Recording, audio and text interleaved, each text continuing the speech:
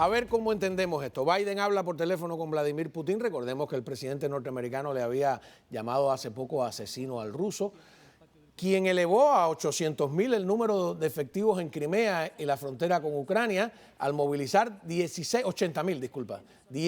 batallones tácticos más, es decir, otros 14.000 nuevos soldados, más o menos en la cuenta. Washington eleva protesta, Moscú responde que los buques de Estados Unidos que están ahí en maniobras en el Mar Negro son una provocación. Y la pregunta es, ¿qué hay detrás de todo esto? Tenemos un especialista en la mesa que es Erich de la Fuente, analista político internacional, especialista en temas de ruso. Cardila. Buenas noches. ¿Cómo están? Ochin Harachó, Ochin Poja. Ochin Harachó. Ok, bien, muy bien. ¿Qué está pasando ahí? Mira, el conflicto en la frontera entre Rusia y Ucrania nunca ha cesado.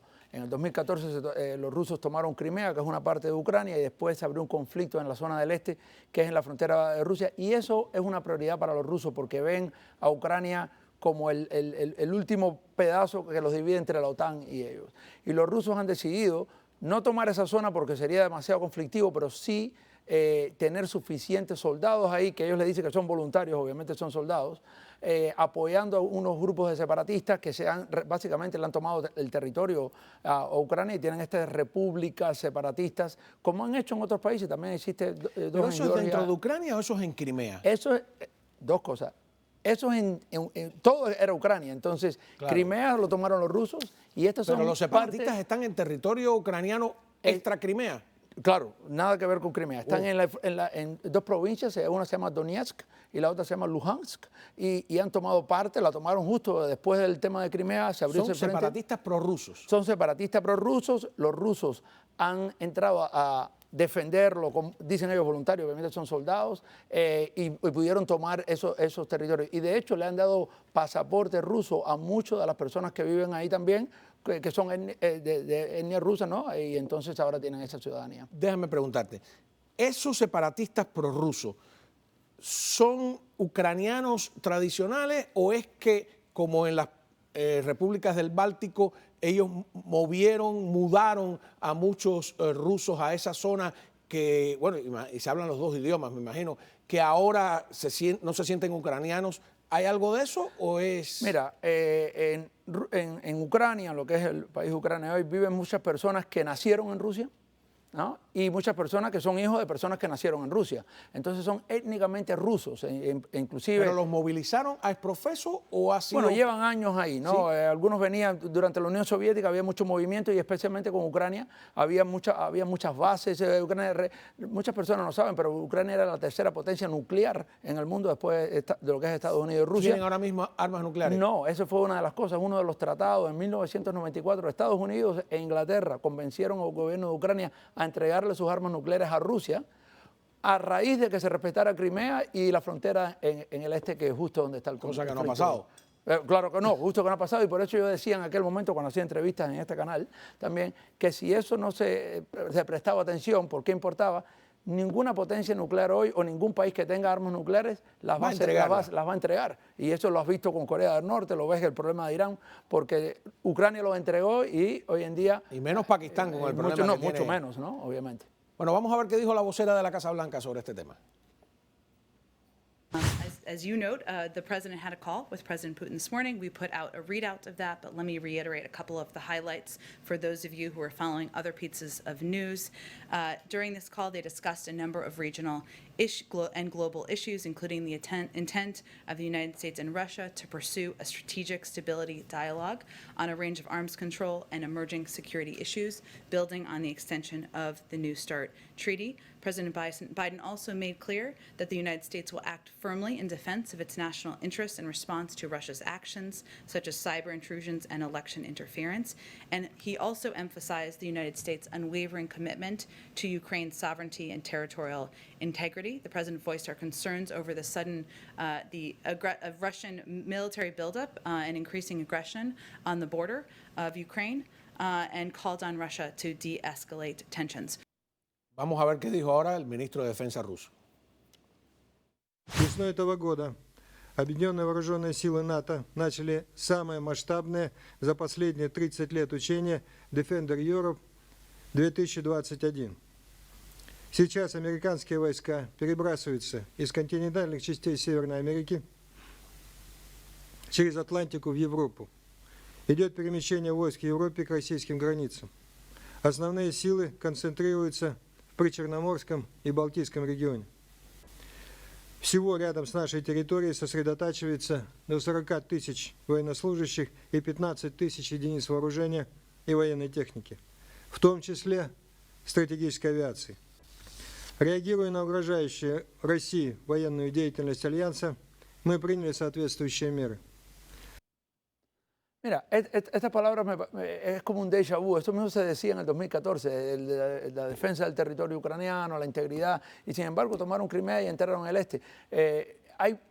Una de las cosas importantes es que Rusia se va a jugar todas las cartas por mantener su presencia y su influencia en Ucrania por encima de cualquier otra posición en su política internacional, porque lo ven como realmente parte de mantener a la OTAN lejos de las fronteras. Y también hoy en día toda la política exterior es política doméstica, donde quiera en el mundo. Vladimir Putin tiene dentro de su país el tema con Alexei Navalny, el opositor que está en la cárcel, en huelga de hambre, que ha habido mucha cobertura internacional. Este tipo de conflicto empieza a desviar la conversación de lo que está pasando dentro de Rusia a este potencial conflicto que obviamente involucra a Europa, que está Estados Unidos ahora con barcos en el Mar Negro, tuvo que entrar, hay temas con Turquía también que están en... Algunos analistas creen que todo esto es un pulso para sentarse en la mesa de negociación. Siempre esto puede ser un punto para negociación. De hecho, yo siempre he mantenido, cuando hablamos de las posiciones rusas en otras partes del mundo, en Venezuela, que si los rusos están, que si están... Los rusos en muchas partes están dispuestos a negociar cosas mientras ceda el Occidente sobre Ucrania, que es algo de mucho ceder. Ellos no quieren que Ucrania entre en la OTAN. No, ellos están totalmente opuestos a que Ucrania entre en la OTAN, totalmente opuestos a que Ucrania se integre más a Europa, porque justo lo ven como un peligro para Rusia. Por el otro lado, Ucrania dice, a nosotros esta es probablemente la única cosa que nos puede realmente defender de Rusia. ¿Por qué, siendo parte como de la diría un OTAN? cubano, es en carne con Ucrania? Porque hablábamos de las provincias, de los países del Báltico, Lituania, Letonia, Estonia, ahora se llama Latvia, uno de ellos, que están en un lugar muy estratégico y sin embargo se los dejaron quitar, digamos. Pero eso ocurrió primero cuando Rusia estaba muy débil a raíz de la caída de la Unión Soviética, justo primero muchos de los países de Europa Oriental, y los países bálticos pasó al principio de Vladimir Putin, donde todavía él no tenía control.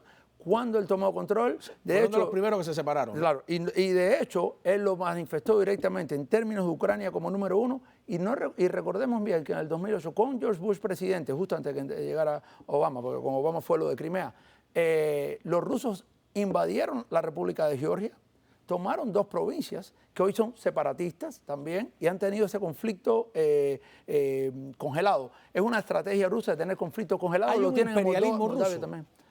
Yo creo que los rusos, la política de Vladimir Putin exterior siempre ha sido ejercer influencia en su área alrededor de Rusia. Y eso quiere decir muchas de las ex repúblicas soviéticas. No, tienen rusos en todas partes. Tienen, en Bielorrusia, en Georgia. No hemos hablado de en Bielorrusia, pero en Bielorrusia obviamente jugó un rol fundamental en mantener al presidente Lukashenko, al dictador Lukashenko, de ahí. Pero en Georgia mantienen estas dos provincias, Moldavia también. En Ucrania es mucho más. En Ucrania realmente es la pieza fundamental y ahí no es solo un conflicto congelado que ha sido su estrategia, pero yo digo como una guerra híbrida que es congelada, pero a la misma vez hay conflictos. Este año han muerto 70 personas en esa zona de conflicto. ¿Cómo nos afecta a nosotros? ¿Podemos olvidarnos de los rusos no podemos olvidar, tomar vodka con tranquilidad? Te voy a decir una cosa. Aquí hablamos mucho como en el 2016 los rusos intervinieron cibernéticamente en las elecciones de Estados Unidos. Todas las prácticas que se vieron aquí habían sido practicadas una y otra vez en Ucrania. Si hubiéramos aprendido lo que los rusos estaban haciendo allí, hubiéramos sabido. Realmente fue el laboratorio para muchos de los ataques cibernéticos. ¿Tú crees que sí hay un intervencionismo ruso en la vida norteamericana? Yo creo que a nivel global una de las estrategias principales y una de las ventajas políticas rusas es su capacidad de ciberespionaje. No es una potencia a nivel de China, mucho menos. Los chinos son mucho más potentes económicamente y también militarmente, pero el ejército ruso es bastante sofisticado todavía, pero cibernéticamente tiene. Ahora es un país que tiene problemas económicos, es un país que dentro del país hay muchas necesidades y que Vladimir Putin está enfrentándose a lo mejor su posición más importante que ha tenido desde que llegó al poder. La oposición, cuyo rostro ahora es el de Navalny, ¿tiene oportunidades de sacar del poder a Putin, que dice que va a estar ahí hasta el 36 o no? Mira, es difícil hoy en día tumbar dictaduras, ¿no? Terrible. Porque han aprendido el juego, el Estado siempre tiene más recursos y hoy tratan de influenciar la propaganda, se ayudan tecnológicamente, te pueden espiar mucho más, etc. Dicho eso, Navalny ha construido una red nacional donde hay... Navalny es la cara que hay, pero hay muchas personas opositoras. Hay un gran descontento, ¿no? Y especialmente fuera, lejos de Moscú, lejos de las capitales, donde la situación día a día es complicada para las personas. Pero es importante para todos nosotros aquí porque Rusia juega un rol en las Américas también. Muchísimas gracias. A la vuelta trasladan a Yohandy Montiel, conocido como El Gato, para el Centro de Torturas de Villa Marista. Volvemos con eso.